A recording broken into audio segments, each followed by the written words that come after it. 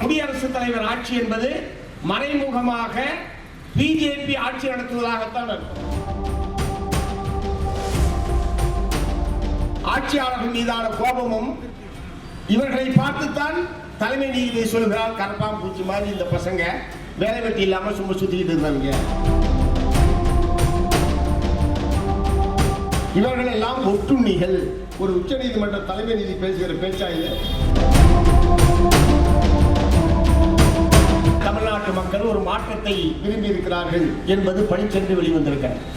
திமுக அதிமுக அல்லாத ஒரு புதிய மாற்று சக்தி தமிழகத்தை ஆள வேண்டும்.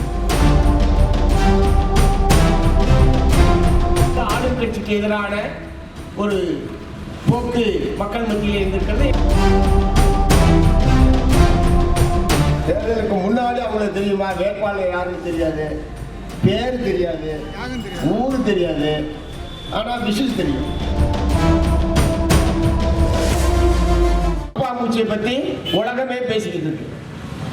நம்ம தமிழ்நாடு இந்தியாவுடைய உச்ச நீதிமன்ற தலைமை நீதிபதி அவருக்கு நான் நன்றி சொல்ல விரும்புறேன். அவர் தான் கரப்பாம்பூச்சின்றத உச்ச நீதிமன்றத்தில் சொல்லி உலகம் பூரா ஒழிஞ்சிக்கிட்டு இருந்த கரப்பாம்பூச்சை பூரா வெளியே கொண்டு வந்தவர் அவர் தான். அதனால உச்ச நீதிமன்ற தலைமை நீதிபதிக்கு என்னுடைய நன்றியை நான் சொல்ல விரும்புகிறேன். இல்லைன்னா நமக்கு பசங்கள்கிட்ட இளைஞர்கள்ட்ட இவ்வளவு பெரும் கோபம் ஆட்சியாளர்களுக்கு எதிராக இருக்கிறது என்பதே தெரியாமல் போயிருக்கும். எப்படி விஜய்க்கு இவ்வளவு செல்வாக்கு இருக்கிறது என்று தெரியாமல் இருந்ததோ அதை போலவே நம்முடைய இளைஞர்களுக்கு ஆட்சியாளர்கள் மீது இவ்வளவு கடும் கோபம் இருக்கிறது என்கிற விஷயமே தெரியாமல் போயிருக்கும். ஆகவே அந்த வகையில் ஒரு பெரிய உதவியை செய்திருக்கிற உச்ச நீதிமன்ற தலைமை நீதிபதிக்கு முதல்ல என்னுடைய நன்றியை நான் தெரிவிக்க விரும்புகிறேன். பாரதிய ஜனதா பார்ட்டிக்கு எதிராக கரப்பாம்பூச்சி CJP, cockroach Janata party, cockroach Janata பார்ட்டின்னு சிஜேபி அப்படின்னு அந்த பையன் தீபக் வந்து இவ்வளவு பெரியதா போகும் தெரியும், தெரிஞ்சு தோக்கறானா தெரியாம தோக்கறானான்னு தெரியாது. தீபக் என்கிற அந்த இளைஞன் தான் இதை சமூக வலைதளத்தின் மூலமாக துவக்குகிறான். அடுத்த 4 நாள்ல பாத்தீங்கன்னா 2 கோடி பேர் அந்த கட்சியில் சேர்க்கிறாங்க. உலக வரலாற்றில் இல்லாத ஒரு விஷயம். அந்த அளவுக்கு இளைஞர்கள் வேலையின்மையும் விலைவாசி உயர்வும் வாழ்க்கை கஷ்டங்களும் ஆட்சியாளர்கள் மீதான கோபமும் இவர்களை பார்த்துத்தான் தலைமை நீதிபதி சொல்கிறார், கரப்பாம்பூச்சி மாதிரி இந்த பசங்க வேலை வெட்டி இல்லாம சும்மா சுத்திக்கிட்டு இருந்தாங்க. அவன் கரப்பாம்பூச்சி சும்மா சொல்ல, இந்த மாதிரி பசங்க வேலை வெட்டி இல்லாம கரப்பாம்பூச்சி மாதிரி சுத்திக்கிட்டு இருக்கிறாங்க. இவர்கள் எல்லாம் ஒட்டுண்ணிகள். ஒரு உச்ச நீதிமன்ற தலைமை நீதி பேசுகிற பேச்சாயில வேலை கிடைச்சு போகாம இருந்தான். அவன் வேலை கிடைத்து நான் வேலைக்கெல்லாம் போக மாட்டேன், சும்மா தான் சுத்துவனா சொல்லிட்டு இருக்கான் பசங்க இளைஞர்கள். ஆனால் இளைஞர்களை பார்த்து அத்தகைய ஒரு கடுமையான குற்றச்சாட்டை விமர்சனத்தை மிக கோபமாக நம்முடைய உச்ச நீதிமன்ற தலைமை நீதிபதி அவர்கள் தெரிவித்ததற்கு எதிர்மறையாகத்தான் இன்றைக்கு இளைஞர்கள் கரப்பான்பூச்சி பேரணி என்று சொல்லி நேற்றைய தினம் இந்திய நாடு முழுவதும் பல்வேறு நகரங்களிலும் ஆயிரக்கணக்கான இளைஞர்கள் திரண்டு நாங்கள் கரப்பான் பூச்சி தான், உங்களால் என்ன பண்ண முடியும் அப்படின்னு சொல்லி தெருவில் இறங்கி நேற்று பிரம்மாண்டமான ஊர்வலத்தை நடத்தி இருக்கிறார்கள். ஆகவே வேலையின்மை என்பது இன்றைக்கு உலகத்தில் இருக்கக்கூடிய மிக முக்கியமான ஒரு பிரச்சனையாக மாறி இருக்கிறது. தமிழ்நாட்டு மக்கள் ஒரு மாற்றத்தை விரும்பி இருக்கிறார்கள் என்பது பணிச்சென்று வெளிவந்திருக்கிறது. திமுக அதிமுக அல்லாத ஒரு புதிய மாற்று சக்தி தமிழகத்தை ஆள வேண்டும் என்கிற முடிவுக்கு தமிழ்நாட்டு மக்கள் வந்திருக்கிறார்கள் என்பதுதான் 17வது சட்டப்பேரவை தேர்தலுடைய மிக முக்கியமான முடிவு. 2வது ஆளுங்கட்சிக்கு எதிரான ஒரு மனப்போக்கு தமிழ்நாட்டு மக்கள் மத்தியிலே இருந்திருக்கிறது. ஆகவே ஆளுங்கட்சிக்கு எதிராக அவர்கள் வாக்களித்திருக்கிறார்கள். ஏற்கனவே 1, 2 கழகங்களும் இல்லாத ஒரு புதிய மாற்றம் வர வேண்டும், புதிய ஒரு நபர் ஆட்சிக்கு வர வேண்டும். 2வது ஆளுங்கட்சிக்கு எதிரான ஒரு போக்கு மக்கள் மத்தியில் இருந்திருக்கிறது. எங்களை போன்றவர்களாம் கூட பல்வேறு பிரச்சனைகளில் அந்த காலத்திலேயே இந்த பிரச்சனை எல்லாம் திமுக அரசாங்கம் இப்படி நடந்து கொள்ள வேண்டும் என்பதை எல்லாம் வெளிப்படுத்தி இருக்கிறோம். இருந்தாலும் அது ஒரு ஆட்சி மாற்றம் என்கிற அளவுக்கான எதிர்ப்பாக இருக்கும் என்று நாங்களே கூட எதிர்பார்க்கவில்லை. அவர் சொன்னது போல பலவிதமான புதிய மாற்றங்களை, புதிய சாதனைகளை தமிழ்நாட்டு மக்கள் மத்தியிலே இந்த தேர்தல் என்பது உருவாக்கி இருக்கிறது என்று சொன்னால் அது மிகையல்ல. ஏனென்றால் யார் என்றே தெரியாது. இப்ப இந்த இது என்ன தொகுதி? ராஜபாளையம் தொகுதி. ஒருவேளை அந்த மாதிரி ஒருவேளை தெரிஞ்சு இப்ப அமைச்சராகிட்டதுனால தெரிஞ்சிருப்பீங்க.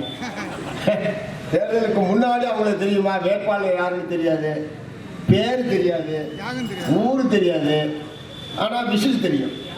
அப்படிதான் ஓட் போட்டீங்க, விசில் தெரியும். அப்படிதான் ஜனங்க ஓட் போட்டுட்டாங்க. இப்போ என்னுடைய தொகுதி ஆவடு, அந்த எம்எல்ஏ யாருன்னு எனக்கு தெரியாது. நாங்கள் இருக்கிறோன்னு தெரிஞ்சு கூட அந்த இப்போ கூட இன்னும் கூட வந்து பாடல இல்லையா? அப்படிதான் இருக்காங்க அவங்க. ஸோ அவங்களுக்கு வந்து இந்த வழக்கமான அரசியல் நடவடிக்கைகள் என்பதெல்லாம் அவர்களுக்கு பிடிபடவில்லை அல்லது தேவையில்லை. நாம் ஒரு புதிய வகையிலான ஆட்சியை நடத்துவோம் என்று அவர்கள் கருதலாம். அது ஒன்றும் தவறில்லை. எப்போதும் இருப்பது போலதான் இருக்க வேண்டிய அவசியம் இல்லை. ஆனால் எந்த ஆட்சி நடந்தாலும் அது மக்களுக்கான ஆட்சியாக இருக்கிறதா, மக்கள் நலன் சார்ந்து இருக்கிறதா என்பதுதான் எங்களுடைய அளவுகோலை தவிர அவர்கள் யார் என்பதல்ல எங்களுடைய பிரச்சனை. ஆகவே இப்போது இருக்கக்கூடிய அரசுக்கு நாங்கள் ஆதரவு கொடுத்திருப்பது கூட ஒன்று, எந்த கட்சிக்கு பெரும்பான்மை இல்லை. திமுகவுக்கு பெரும்பான்மை இல்லை, அதிமுகவுக்கு பெரும்பான்மை இல்லை, தவேகாவுக்கு பெரும்பான்மை இல்லை.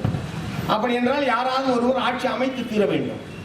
ஆகவே ஒரு தனிப்பெரும் கட்சி என்கிற முறையில் கூடுதலான இடங்களை வெற்றி பெற்றது தமிழக வெற்றி கழகம். அந்த முறையில் அவர்களுக்குத்தான் அதற்கான சட்டப்படியான தார்மீக ரீதியான உரிமை என்பது அவர்களுக்குத்தான் இருக்கிறது. ஆகவே மிக குறைவாக வெற்றி பெற்றிருக்கிற திமுக அணிக்கும் மிக குறைவாக வெற்றி பெற்றிருக்கிற அதிமுக அணிக்கும் அதற்கான வாய்ப்பு என்பதை தமிழக மக்கள் வழங்கவில்லை. ஆகவேதான் மார்க்சிஸ்ட் கம்யூனிஸ்ட் கட்சி, இந்திய கம்யூனிஸ்ட் கட்சியும், விடுதலை சிறுத்தைகள் கட்சியும் இந்த தனிப்பெரும் கட்சி என்கிற முறையில் தவேகாவுக்கு வெளியிலிருந்து ஆதரவு தருவது என்கிற முடிவை நாங்கள் எடுத்தோம். ஒருவேளை அந்த முடிவை நாங்கள் அப்போது எடுக்காமல் போயிருந்தால் இப்போது தமிழ்நாட்டிலே குடியரசுத் தலைவர் ஆட்சி என்பதுதான் நடைமுறையில் இருக்கும். ஏனென்றால் மே மாதம் 10ஆம் தேதிக்குள் மக்களால் தேர்ந்தெடுக்கப்பட்ட அரசாங்கம் அமைய வேண்டும். இல்லை என்று சொன்னால் ஆளுநர் நினைத்தால் எந்த நேரத்தில் வேண்டுமானாலும் குடியரசுத் தலைவர் ஆட்சியை அமல்படுத்த முடியும். அத்தகைய ஒரு இக்கட்டான நிலையிலே தான் குடியரசுத் தலைவர் ஆட்சி என்பது மறைமுகமாக பிஜேபி ஆட்சி நடத்துவதாகத்தான் அர்த்தம். மறைமுகமாக சொல்லுறேன், நேரடியாகவே அவர்கள் ஆட்சி நடத்துவதாகத்தான் அது இருக்குமே தவிர தமிழ்நாட்டு மக்களால் தேர்ந்தெடுக்கப்பட்ட அரசாங்கம் அது இருக்காது. ஆகவே அப்படி ஒரு சூழலுக்கு நாம் இடம் தரக்கூடாது. எக்காரணம் கொண்டும் நேரடியாகவோ மறைமுகமாகவோ பாரதிய ஜனதா கட்சி தமிழ்நாட்டில் ஆட்சி நடத்துவதற்கு நாம் காரணமாகிவிடக் கூடாது என்பது அதற்கு முதல் காரணம். இரண்டாவது, மக்களால் தேர்ந்தெடுக்கப்பட்ட ஒரு அரசாங்கம் அமைய வேண்டும். அது இரண்டாவது முக்கியமான காரணம். மூன்றாவது, ஒரு தனிப்பெரும் கட்சி என்கிற முறையில் தமிழ்நாட்டு மக்களுடைய தீர்ப்பு தமிழக வெற்றி கழகத்துக்குத்தான் சாதகமாக இருக்கிறதே தவிர திமுகவுக்கோ அதிமுகவுக்கோ இல்லை. ஆகவே தமிழக வெற்றி கழகத்திற்கு நாம் ஆதரவு தெரிவிப்பது என்கிற முடிவை நாங்கள் எடுத்தோம். அந்த அடிப்படையில் தான் நிபந்தனையற்ற, அமைச்சரவையில் பங்கேற்காத, வெளியிலிருந்து ஆதரவு என்கிற முடிவை நாங்கள் எடுத்திருக்கிறோம்.